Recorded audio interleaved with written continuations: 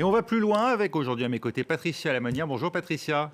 Et Bruno Darou de la rédaction de France 24. Bonjour Bruno. Bonjour Raphaël. Le drapeau ukrainien ne flotte pas encore sur Kherson, mais la Russie l'affirme. Elle a bien entamé son retrait autour de la seule capitale régionale que Moscou était parvenu à conquérir depuis le début de l'invasion. Écoutez cet échange hier entre le ministre russe de la Défense, Sergueï Shoigu, et le chef des opérations militaires russes en Ukraine, Sergueï Sourovikine. Товарищ министр обороны, всесторонне оценив сложившуюся ситуацию, Camarade ministre de la Défense, après une évaluation complète de la situation actuelle, nous suggérons de nous défendre le long de la rive gauche du fleuve Dniepr.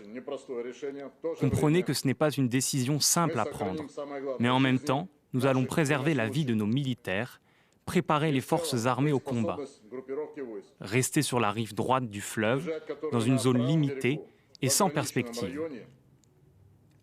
Grâce à cela, une partie de nos soldats sera libérée et utilisée pour d'autres activités, comme celles de nature offensive dans d'autres directions en Ukraine.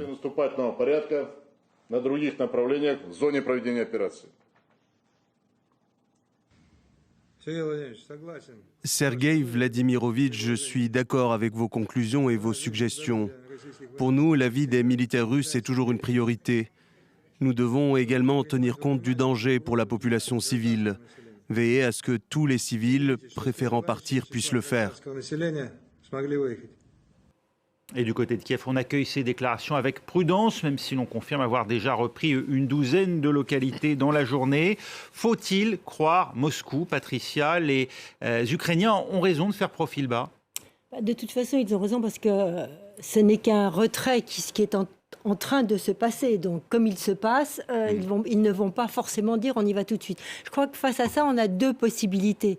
Soit effectivement, les Russes veulent se retirer et faire une ligne infranchissable de l'autre côté de la rivière et ne plus bouger. Et donc, ils admettent finalement qu'ils ont perdu cette ville, ou c'est encore une tactique, ils reculent, ils se renforcent pour mieux réattaquer après le gros dur de l'hiver, une fois qu'ils auront reconstitué leurs troupes. Donc il y a deux solutions. Soit effectivement un retrait pour peut-être, comme disent certains, négocier, enfin bon, on n'en est peut-être pas encore là, mais enfin un véritable retrait, une volonté de conserver et de protéger l'Ukraine, ou une autre solution, reculer pour mieux réattaquer après. Et réattaquer quoi? Kherson, évidemment, avec des missiles. En tout cas, s'il s'avère que l'armée ukrainienne reprend Kherson, ce serait une victoire décisive pour Kiev, Bruno, dans cette guerre. Oui, ce serait une victoire décisive, mais j'ajoute à ce qu'a dit Patrick, il y a peut-être une troisième option qu'on a vue dans l'un de nos reportages aujourd'hui, où des Ukrainiens autour de Kherson et à Kiev disaient qu'en fait, les Russes pouvaient aussi se retirer de l'autre côté du fleuve, ne pas réattaquer, mais ensuite littéralement bombarder la ville depuis, mais pas forcément réattaquer, réinvestir la ville. La détruire, quoi. La punir, la détruire. C'est un peu, voilà. Mais en tout cas... dans les mêmes. Faire un nouveau Grozny ou Alep. Voilà, c'est ça, d'une certaine manière. Mais évidemment, symboliquement, donc votre question, c'était pour Kiev, c'était... Ce serait une victoire décisive dans cette guerre, parce que décisive au sens où elle pourrait changer vraiment durablement, pour le coup, le cours des choses. Elle pourrait changer effectivement considérablement le cours des choses. D'abord parce que ça indiquerait que les Russes sont véritablement, ce qu'on dit déjà depuis plusieurs semaines, en réelle difficulté. L'échange qu'on a vu là était assez ubuesque d'une certaine manière, certainement peut-être mise en scène, mais en tout cas, voilà, le ministre de la Défense avait besoin d'entendre un subordonné quand même lui expliquer qu'il fallait absolument se retirer. Finalement, il disait oui. Bon, c'est quand même lui qui endosse la responsabilité. C'est toujours pas Vladimir Poutine. Mais oui, ce serait très important parce que, on l'a déjà dit plusieurs fois, c'était la seule capitale régionale que les Russes avaient conquis depuis fin février. C'était un des 4 territoires qui avaient été annexés par des référendums hautement contestables à la Russie. Et effectivement, Vladimir Poutine avait dit que, comme c'était désormais des territoires russes, si on s'attaquait à ces territoires, eh bien, il y aurait une riposte très très forte, même en sous-entendant que peut-être il y aurait un emploi de l'arme nucléaire. Mais symboliquement, ce serait extrêmement important pour l'Ukraine d'un point de vue donc symbolique, mais aussi militairement, ça pourrait indiquer un retournement de l'ensemble de la situation. On n'en est pas là, il faut quand même rester prudent, effectivement. Ouais. Je suis assez d'accord avec Patricia, mais si c'était fait, il faut vraiment attendre que les Ukrainiens, et repris Kherson, que dans la ville de Kherson, parce que c'est aussi une possibilité qui a été évoquée par certains experts, les Russes n'aient pas laissé, y compris les soldats en civil. Quand une armée se retire, elle mine tout. Voilà, soit elle mine tout, soit... Mais apparemment, il pourrait aussi laisser des soldats russes pour faire des combats de rue, des snipers, etc. Donc ça, c'est une autre hypothèse. Donc il faut vraiment attendre que Kherson soit totalement tombé aux mains des Ukrainiens. Ça peut prendre du temps. Voilà. L'armement occidental, en tout cas, on peut dire qu'il fait la différence face à la Russie. Ça, c'est évident que l'armement occidental, surtout les missiles qui permettent de tirer beaucoup plus loin que les missiles russes, c'est-à-dire que les Ukrainiens sont dans des positions où, quand ils tirent, ils ne sont pas... HIMARS, notamment. Oui, les HIMARS ne sont pas touchés par les batteries missiles. Mais ce qui est intéressant aujourd'hui dans ce qui se passe, je trouve, c'est que on le voit, nous allons peut-être en parler, les déclarations de Joe Biden, les déclarations des émissaires des militaires américains qui disent qu'il faudrait peut-être savoir arrêter cette guerre, etc. Vous savez... les Américains, qu'est-ce qu'ils font? C'est eux qui ont la clé de cette guerre. On la joue ou on la joue pas, en quelque sorte. Mais surtout, ils savent qu'au printemps, vers l'été, leurs stocks vont arriver à être épuisés, en quelque sorte.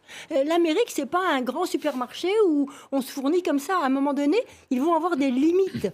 Et donc, ils préparent, je pense, en quelque sorte, aussi ce moment où ils vont vraiment se poser des questions sur les stocks, sur ces fameuses armes super performantes. À un moment donné, ils ne pourront plus les livrer. On voit ce qui s'est passé pour les drones. Ils devaient envoyer des drones qui pouvaient s'infiltrer très profondément en territoire ennemi. Du coup, ils hésitent parce que finalement, il ne faut peut-être pas trop encourager cette armée parce que si on veut l'amener à négocier, il faut lui faire comprendre qu'elle doit peut-être un peu s'assagir. Je parle de l'armée ukrainienne et de ses dirigeants. Et apparemment, il y a quelques jours, c'est le Washington Post qui rapportait ça, il y a eu une forme d'engueulade entre Joe Biden et Volodymyr Zelensky. À propos des armes, parce que Zelensky, vous prenez l'Amérique comme un supermarché, vous voulez beaucoup d'armes, et Biden lui a dit, attends, mollo, on se calme. Et apparemment aussi un peu sur, c'est pas peut-être Biden qui l'a dit directement, mais effectivement, il a envoyé Jake Sullivan, etc. Il y a une forme de pression des Américains sur les Ukrainiens pour leur dire qu'il faudrait peut-être commencer quand même à penser à négocier. Mais bien sûr, tout le problème quand même, c'est que finalement, ce sont les Ukrainiens quand même qui vont négocier. Les Américains ne peuvent pas se permettre de négocier directement. Justement. Donc il y a une forme de pression qui commence à se faire sentir sur les Ukrainiens. Dans ces conditions, l'Ukraine a-t-elle intérêt à entamer des négociations avec la Russie alors qu'elle se sent peut-être... du vent dans les voiles en ce moment. Oui, mais il n'a pas intérêt à dire je refuse les négociations. On le voit bien, le président ukrainien, là, il a fait toute une espèce de charte où maintenant il ne dit plus je ne veux plus négocier avec Poutine. En fait, ce sont des conditions pour le moment inacceptables pour la Russie. Les conditions sont très difficiles puisqu'effectivement, en particulier sur les droits de l'homme, etc. Mais il faut savoir que les pays occidentaux, enfin autour du G7, s'étaient mis d'accord en mars dernier, si je ne me trompe pas, ou en avril, enfin, je n'ai plus la date en tête, pour dire ça sera les Ukrainiens qui décideront du temps de l'arrêt. Oui, mais quitte à effacer les accords de Minsk. Pardon ? Quitte à effacer les accords de Minsk. C'est les Ukrainiens qui décideront du temps et après, lors de ces négociations, du temps de l'arrêt. Mais de l'amplitude de l'accord qui pourrait revenir donc sur ce qui a été décidé à Minsk, c'est-à-dire des référendums d'autodétermination mais quand on écoute ce que les Ukrainiens disent, c'est la reconquête jusqu'à la Crimée. Faut bien. Mais ce qui est intéressant, c'est qu'au prochain G qui se réunit, G20, où Vladimir Poutine ne va pas, on pourrait peut-être un peu envisager, pas une réécriture, mais enfin peut-être, on va peut-être négocier les termes de cette négociation future entre l'Ukraine et la Russie. Ou alors, effectivement, les Ukrainiens, effectivement, alors c'est vraiment de la prospective, mais comme ils sont sous pression des Américains, ils ont publié leurs conditions qui sont littéralement inacceptables pour Moscou, donc ils se disent, bon, on fait semblant un peu de dire qu'on voudrait négocier, mais en fait, on ne veut pas négocier, d'autant plus qu'il y a quand même plusieurs signaux qui montrent que Vladimir Poutine est assez affaibli lui-même. En interne, en externe, les Chinois lui ont dit à nouveau attention à l'arme nucléaire, en gros c'est hors de question, c'est ça que ça voulait dire. Même au Kremlin apparemment il est contesté, donc les Ukrainiens se disent peut-être militairement on a l'avantage, politiquement Poutine est affaibli, bon on va peut-être faire semblant de dire qu'on pense à négocier, mais en fait on ne va pas le faire. Aux États-Unis, à présent, à mesure qu'on décortique les résultats des élections de mi-mandat qui avaient lieu mardi, on s'aperçoit que l'élection a fait deux vainqueurs, le républicain Ron DeSantis et dans une moindre mesure Joe Biden, Et un perdant, Donald Trump. L'ancien président comptait capitaliser sur la victoire de ses candidats, ceux qu'il avait soutenus lors des primaires républicaines, pour lancer sa candidature à la présidentielle de 2024. Pas de chance pour lui, hein, Bruno. Ces candidats, eh bien, ils ont passé une mauvaise soirée mardi. Oui, alors pas tous, hein, mais parce qu'il y en avait, je crois, 300 sur 587 au total présentés par les Républicains. Mais enfin, certains de ces babies, oui, ont passé une mauvaise soirée, ont été battus. Là, j'ai noté Mehmet Oz, le multimillionnaire, Tudor Dixon, Herschel Walker, Carrie Lake, qui était présenté comme une possible colistière, enfin, qui n'ont pas encore gagné, du moins. Alors, Herschel Walker, ça reste à confirmer. Oui, ça, il est en bas. La validation. Voilà. Et sur la Géorgie, il y aura de toute manière un deuxième tour à cause de des procédures propres à la Géorgie. J.D. Vance, enfin bon, bref. D'ailleurs, Vance, lui, il a gagné, mais par contre, il a fait plein de remerciements. Mais pas à Trump. Oui, parce qu'il n'est pas. Voilà. C'est pas un ami. Non, c'est pas un ami. En face, Joe Biden triomphe. Pour lui, les démocrates ont même presque remporté l'élection. Écoutez-le. Les démocrates ont passé une bonne nuit. Nous avons perdu moins de sièges à la Chambre des représentants que lors de n'importe quelle élection de mi-mandat démocrate au cours des 40 dernières années. Voilà, et puis emporté dans son enthousiasme, Patricia, Joe Biden n'a pas nié son envie de concourir une nouvelle fois en 2024. Est-ce qu'il a raison d'agiter la perspective d'une nouvelle candidature et finalement d'interpréter ces élections comme un satisfecit personnel? En tout cas, il a une raison, qui n'est peut-être pas sa raison, mais il a une raison, c'est de calmer un peu dans son clan l'émergence de tout un groupe qui réclame, qui veut changer, etc. Donc il a envie de les calmer en leur disant, écoutez, je suis encore là, ne m'enterrez pas tout de suite. Et donc, il gagne du temps par rapport à ce qui va se passer chez les Républicains. Parce que, justement, en faisant planer la possibilité qu'il pourrait, en évitant que son camp se dispute, eh bien, il renvoie la balle dans les autres en les laissant se disputer. Parce que Trump est loin d'être mort. Il dispose de 160 députés qui sont méga, en quelque sorte, Make America Great Again, n'est-ce pas? Pour qui c'est lui le président élu en 2020? C'est lui le président élu. Et ces gens-là vont siéger.